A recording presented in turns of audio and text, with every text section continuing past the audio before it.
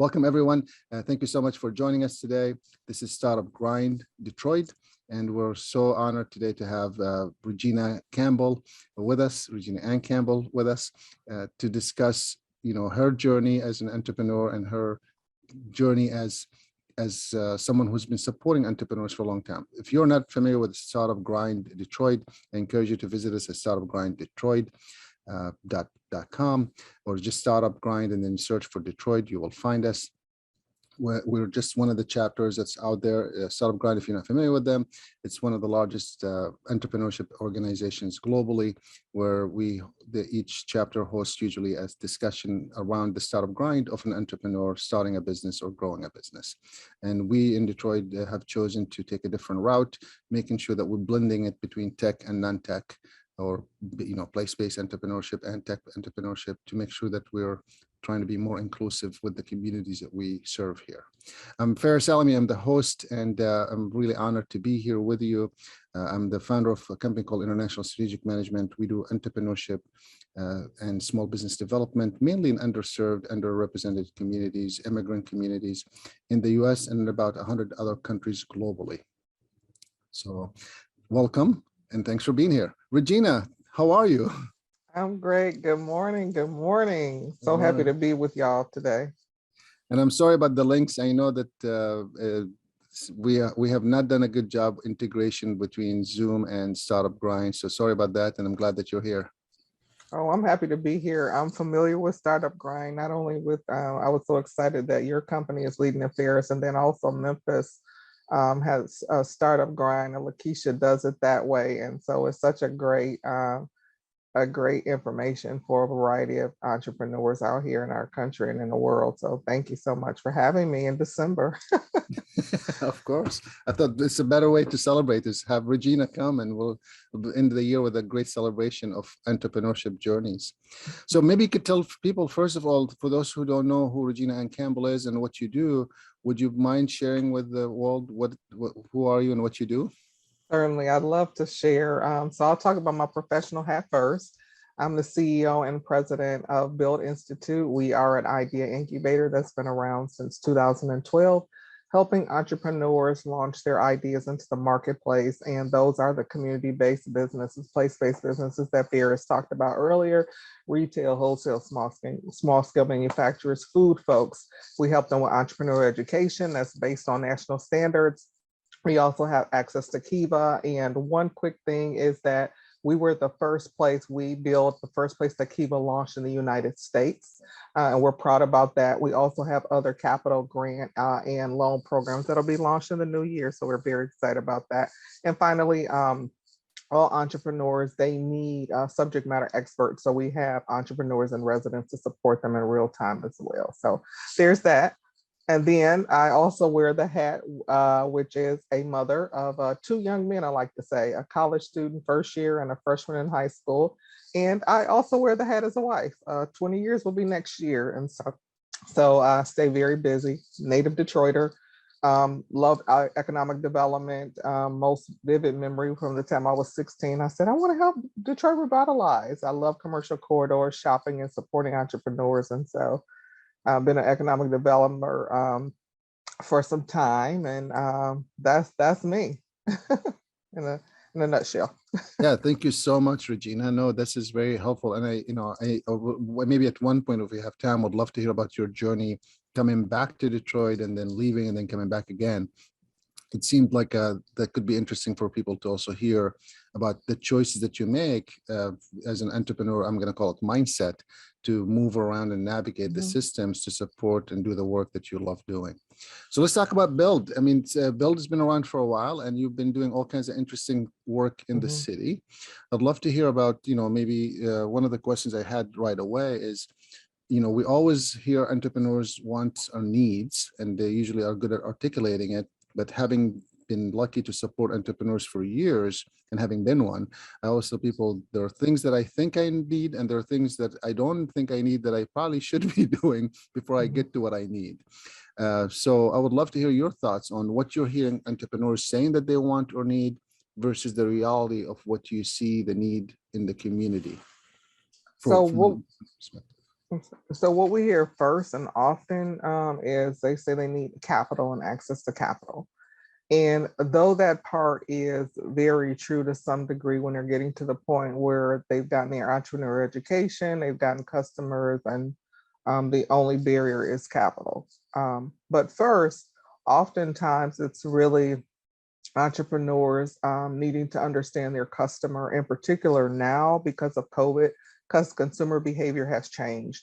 And so that's requiring, particularly the businesses that we serve who are community based, to take a step back into the business and reevaluate ways that they can not only do product distribution, because people aren't necessarily always coming in now, but also to evaluate how to retain or re-engage their existing customers, but new customers as well, because COVID has happened. And so that's what we're seeing now, that people are looking into, like, how do they either do e-commerce or re-engage customers when they have a brick and mortar. So that's one priority that people need to really think about, and what we're hearing out here and helping people with as well. When we talk about the access to capital piece, for those when they've gone through, again, they've got a solid business plan, a viable idea, and capital is the only thing there. We've worked on where we could actually have some grants that will be available in the new year for businesses, as well as some low interest loans that will be available for businesses and what I call early stage. We know that on the tech and non-growth, there are early stage capital available, but there has been very lean, either low interest or grants available for what we call early stage community-based businesses, folks who are, non-tech, not high growth, community-based, what I call essential businesses who are in proof of concept and justify stage. They can't go to a bank yet, and some of them cannot go to a CDFI. So again, the capital piece, the consumer behavior is something that we're hearing a lot about. But I want to talk a little bit about how I encourage entrepreneurs to do their part first. If someone was to talk to us at Build and they have an idea or they're early stage, there's so many ways that people can start doing their homework right now. One, we have the internet, access to the internet. So they can go online. There's a tool called Canvanizer that I really like, because there's that one page sort of business model canvas that we all need to think about every element of our business. So I've utilized that and leveraged that on the front end to make sure that I'm really thinking through every part of the business, from the consumer to the distribution channels and the revenue. So I highly encourage people who want to go into business, you've got to do some initial work first. There's one thing to, look for certain grants to maybe get started, but at the end of the day, a business is about sales. It's about customers, and you have to put some skin in the game. And sometimes that means upfront, taking the time to do your research and definitely talking to customers, intended customers. What does that look like, the customer discovery process? So people can start with that. That's like no cost. And then when you begin to say, hey, particularly in the Detroit market, when you're ready to start a business, come and see us at Build, and we're happy to walk you through that next stage. I love that. So, I like that you took us back to the initial start of what an entrepreneur could do or should do. And I like the fact that you're saying there are things you can do for free. The customer discovery is something that it's, as we all know, the best funding that any one of us could get to start a business. And I know that most people, when I ask that question, I've done this kind of workshop on, how to ask for funding in hundreds of spots around the world. I always hear, everything else except for the one answer I'm looking for, which is the best funding that comes to you is from your customers. Because the customers, when they give you money, guess what they want in return? They want product, they want service, they want you to do it again. Where everybody else, if they give you money, guess what they want back? They want their money and a little bit more. I love that, Faris. I'll have to take that as a nugget and share that with entrepreneurs too. The best kind of funding they can get is from their customers, because guess what? They want products, and that brings money that will, continue to be in the business. I love that. That. That's great framing. So of course, that's why we're here, right? We're having a discussion. And by the way, anyone else welcome to ask questions as well. Just unmute and just speak, or you could put in the chat. So with that being said, I love the fact that you're having partnership with Kiva. I have a lot of respect for Kiva and what they've done globally. And I love the fact that they came to the US and done some really interesting work in the US in the microfinance space, especially for people who, to your point, can't get CDFIs or no one would recognize them to give them money. So that's really powerful because that could change many people's lives. And the funding, when we talk about it, for me is interesting because, people say, well, customers won't pay for products that they don't see or have. And I challenge that because, you could get a prepayment, you could get a down payment, you could get some commitment, and you can get a letter of commitment. You can do all kinds of things just to get things started. So thank you so much, Regina, for sharing that. Go out there and talk to customers. That's the first step that you want to do if you're exploring on how to start a business. Now, I'm curious from your perspective, what have you seen a shift in, or what has COVID done to some of the retailers or some of the stores or some of the services in the neighborhood communities? Because most of your work in neighborhoods.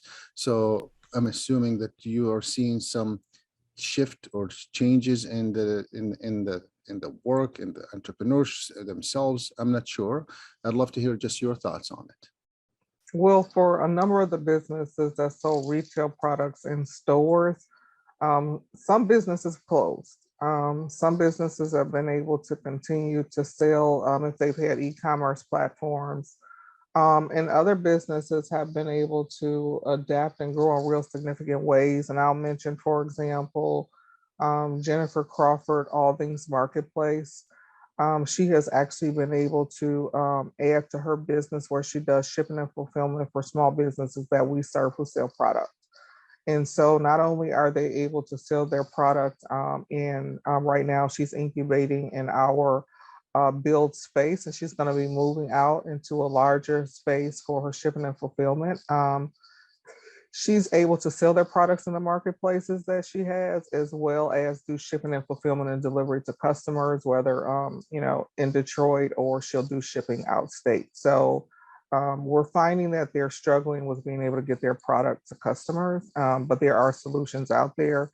We're also finding that because many of them who were in brick and mortar didn't have an e-commerce platform, so weren't able to continue sales with customers and engagements. But one way Build is fortunate to be able to help support in that with the digital inclusion is the GoDaddy project, which we are extremely excited about. That will be where in Detroit, 150 entrepreneurs will get a website along with the education. And so we have where people can sign up for the cohorts. If they just go to buildinstitute.org and sign up, there's a real short registration application. We'll have some cohorts that will start January through to fourth quarter. So that's what we found. Again, not having a website or an active website has impacted them to be able to produce sales, quite frankly. And that has caused some businesses to close, some businesses to pause, because none of us were prepared for COVID. And so that's presented some challenges, I think, to every single business. And even for me, I have a real estate development company. It's actually in Memphis, one that I started there. And naturally, with construction and cost of fees going up, COVID has impacted everybody. And so it's about being strategic and understanding the resources that are out here for you. Again, if you got small retail products, a local maker, Jennifer Crawford, who operates out of the Build Institute, can help ship those items for you. Love that. That's a real life example of what entrepreneurs do, right? They just got to pivot and keep going. And, those who are, still waiting for, I always feel, if you're still waiting for things to go back to normal, welcome. This is the new normal. So if you haven't figured this out yet, I encourage you to figure it out. I mean, that's maybe not what the entrepreneurs like to hear, but it's reality. Unfortunately, if you're still waiting for people to show up to your store, it's just not going to happen. You will get some. It's just the old way of whatever was done is just not going to be the same anymore. And I'm in my office today in the building. We have 3-story office building here, and I think I'm the only one. Maybe my partner buddy here, the owner of the building, is here too. But there are 2 or 5 of us, maybe 6 of us in the whole building, and it's like almost 100,000 square feet building. Getting people to come back to the office is going to be really hard. Yes. Getting customers to show up to restaurants really hard. Now, in the same time, there are lots of new opportunities because if they're not taking advantage of the curbside pickup, and I've seen some really Mhm. interesting entrepreneurs do a whole new thing with startup, the whole curbside pickup, whether it's food or grocery or clothing, all kinds of stuff. It could be a whole new world. And having someone like you mentioned in your institute right there to be able to ship is very powerful. So we're making it convenient not only for the entrepreneur, but also for the customer to say, I'll just ship you the stuff. Thanks, Regina, for sharing that with the shipping at your site for businesses. That's real service for entrepreneurs that could really benefit from it. One of my other questions is as you spoke about the places that might have closed, it seemed it could be an opportunity to yet start another business or for another entrepreneur to take on that building or reuse it or redo something else with it. Have you seen any innovative yet approaches to some of these existing buildings or businesses that you feel like, wow, there's maybe a trend towards this, or it seems like there might be an opportunity to do something different with the space? Well, I will say that I think that there's opportunities to build on what was, the Motor City Match piece, right? So we know that that was an opportunity to help existing business owners, renovate their properties while also helping match entrepreneurs to individual properties. The one thing that I know a way for an entrepreneur to grow quickly is through acquisition. And so just like you were saying, let's just say there's entrepreneurs who I know sort of pre-COVID who were interested in doing a second location, for example, a restaurant. For them to be able to acquire another restaurant that's already built out and sometime inherit the employees, that's a win-win as a business going forward. So those are some thoughts I have. I'm not sure if people are moving in that direction yet. I know we always, when we're coaching and talking to entrepreneurs, we talk about ways for them to be able to grow. When they're talking about second locations, we're like, well, is there a space or a commercial property that is already pretty much built out and the use is similar to what your restaurant, then why not consider, since you have to make a significant investment or take out debt, why not consider the acquisition of a commercial space? So those are some conversations I know that we engage in with entrepreneurs, and it's certainly something that I'm hopeful our community will start talking to entrepreneurs about acquisition. That's a real quick way to be able to grow and scale for the type of businesses that we're talking about.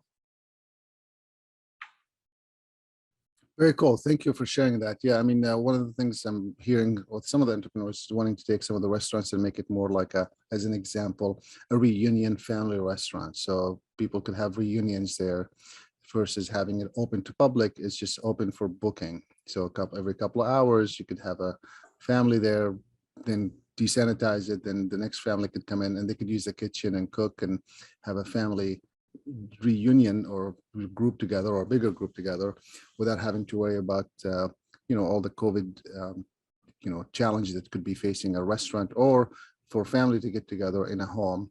Then there might be a little bit nervous where it's more commercial use and it's following certain protocols to make sure that no one's going to get sick and things of that nature. And then to that point, though, too, there are people who are buying smaller spaces. When you talk about getting together for the holidays, Thanksgiving, my family on my mother's side, they're pretty nice size around the family, but rented a hall over on Hamilton called the Hamilton. Very nice, small spot, had a kitchen to it. We masked up and just really had a good time. And so people aren't always going for the bigger spaces now, which is good. I think most entrepreneurs always felt that they had to buy these big buildings in order to get going and moving. And we're finding that with our past traditions and history, everything wasn't so big and huge, that you can actually start small with 1,000 square feet, sometimes 350 square feet of a retail space and get moving. You don't have to always make a long-term commitment. Like I said, we have the pilot where people can pop up, and sometimes that's the best convenient way, between their e-commerce or even home based businesses to come out every now and again and sell or lease a space for a short term. Yeah, I think Detroit especially, I'd love to see more somewhere between those 350 to 500 square feet retail space more available. Because when you go to any major city, in the country here in the US, or I've been fortunate to see it all over the world, that a lot of retail spaces somewhere that between 350 to 500 square feet. And they've been there for hundreds of years. And the reason why is because their overhead is pretty low. So, there's certain things that you could do to make it work really well. Sure, sometimes it's nice to have a bigger space for people to roam around. But with the way we're going right now, it seems like a smaller space might be more suitable. If you're talking to any builders, Regina, please make sure that you infuse the idea of 350 to 500 square feet, or even 150 to 350 square or 500, somewhere like between 150 to 500 would be amazing spots for many entrepreneurs to launch, grow, and potentially test their ideas. And of course, you could always have more space later. That's true. And to your point, there have been, Greg Donnelly with Proxy, he reached out to some of us who had small, pilot spaces for people to pop up. He's working with a client who specifically asks, what are entrepreneurs looking for as it pertains to retail space? And I did mention, these smaller space sizes. We have the one that's 350, square feet, and there's so much. If you, go in, you will see that there's so much space there to do a variety of things. So no, definitely, there are several ways that entrepreneurs are doing things different. To your point, they are, using their restaurants now for sort of hall space and gatherings. Just being creative, to your point, is important. Yeah. One of the restaurants I interviewed actually on the podcast, he had taken his seating area and converted to be more of a pickup. So no more seated. It's just, and he was able to leverage the net to get more orders. And he's actually grown the business, but yet no more seatings. It's all either pickup or delivery. And the whole restaurant is now pickup or delivery, the whole entire physical space as well. He needed it because there were more people needed to come through and pick up, or having more delivery pickup to be dropped off at people's homes. Fascinating times. It seems like more opportunities in a way to deliver and be creative on how to support the communities that you live in. Because I've always believed entrepreneurs are the people who are finding ways to be useful for someone else, and providing a service or a product or whatever you want to call it, technology or solution to a problem that someone is willing to pay for, right? But not necessarily money. It could be an exchange of thank yous, exchange of services, but someone is willing to, to buy it. That's what it comes down to. Also, business is a different thing, because now if you're talking about business, sure, there's a transaction that needs to happen to make that entrepreneurship journey becomes more real or more sustainable. But the entrepreneurs that probably you and I, Regina, and many people on the call face are not starting because they want to get rich and famous. They're starting because they see that they need to do something. Sometimes they have no choice but to start a business, but sometimes they see there is a need in the community or an opportunity in the community to provide a service or a product. And that's really why they're doing it. Cool. We could keep you here for all day. Clearly, I have, I want to make sure that, anyone else would like to ask questions, please either in the chat, ask, or just unmute and speak. We removed all the good, so just feel free to do that. I wanted to go while people are thinking through that. I always talk about, and this from an academic perspective, money management and market, right? So the M&Ms or MMM, whatever you want to call it. I'm curious to see, what have you seen with the entrepreneurs that you're working with? Any changes in any of these three areas? Did the market, the market we already know has shifted, right? But did the management style change? Did the money need change? Did anything else, it sounds like from what you're offering with the GoDaddy and the new loans, it seems like there is a more tendency to get more of those things today than before, I'm assuming, but I'd love to hear your thoughts. So the need for M&M and money for entrepreneurs, it's always been there. What hasn't been there is the various types of capital to meet the entrepreneurs we serve. And in particular, in my experience, it's community-based businesses. And so you might recall in Detroit when at Tech Town, we launched what was called a Brightmore Loan Fund to begin to sort of test out opportunities, including matching grants to retail bootcamp grads, so on and so forth. So when I went to Memphis, Epicenter Memphis, I primarily focused on, I was the chief program officer bringing resources in, but I also was tasked with community-based capital. So doing a variety of things from sort of adopt a business, doing grants, low interest loans, really filling the early stage capital pipeline for those justified and early stage community-based businesses. So coming back, again, coming to a marketplace that, yes, people will say all day, and I hear this fears, oh, there's capital out here. There is, but not for most entrepreneurs that aren't community-based. And until you fill that gap, we don't have what we need in the marketplace. And I work with entrepreneurs who are considered those micro businesses, one who are less than 10 employees. We talk about, data says $250,000 annual revenue, but in the Detroit market, they have less than $35,000 annual revenue. Where's the capital? And so when I get them the best entrepreneurial education Build Institute has, the best subject matter experts, and capital was still a problem, we have to solve for that. And so aspects of the way we're doing that, again, is, low interest loans, Cuba is a 0% interest loan, and then grants. So again, filling that early stage capital piece, because entrepreneurs need it when they've done all they can do. And capital is the only, to solve and spell relief, we've got to do it. And then I'm also going to say the one thing in conversations I've been having since, I've been back in Detroit for a year now with funders and entrepreneurs in the community is to say that we always say we want accessible capital, but yet policy and underwriting and certain criteria is so rigid that it eliminates other entrepreneurs. And so what I've been saying is, which there are some organizations that have character-based lending, right? If we know, for example, that there are businesses of color or Black businesses that do not necessarily have financial statements on hand, but we can see a way to understand their cash flow and ability to be able to repay, how about we develop unique financial tools for that specific type of entrepreneurs, for us to continue to build solutions that are the same for a specific set of group. We can talk about PPP and all of those, right? It was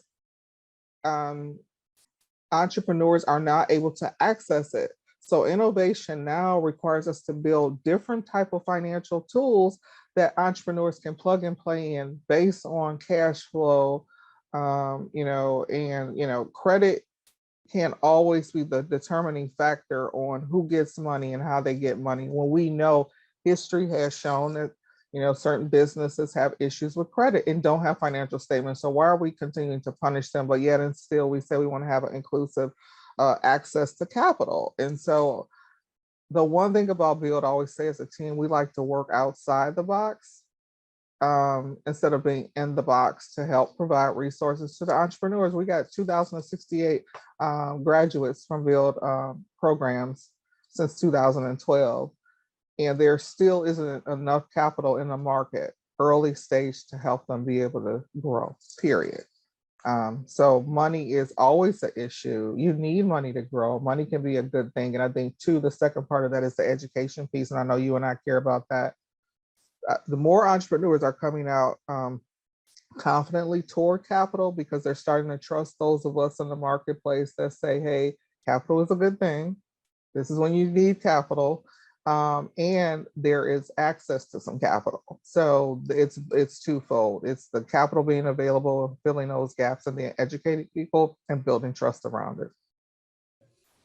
Yeah, thank you for sharing that. It's really, from my perspective, Regina, and I'm sure you agree, teaching them how to do things and all that is nice, but if there's no, at the end of the day, cash to support what they need to do, or cash flow, really the cash flow is really the challenge, is then you got a challenge in the whole, why are you then teaching them all this cool stuff that they can't use? Mhm. And I think the underserved minority and underrepresented communities, whether it's African American women or any other group, is really face that a lot, because we'll show you how to do it. Okay, great. Well, you showed me, then all right. Well, I need $5,000 based on what we talked about. Who's going to give me that? Oh, well, no one will give you that, but you could know how to do it now. Right, right. They don't have family and friends to be able to go to, and those are the type of funds that were started in Memphis as well, to help those under-resourced, underrepresented businesses to get going.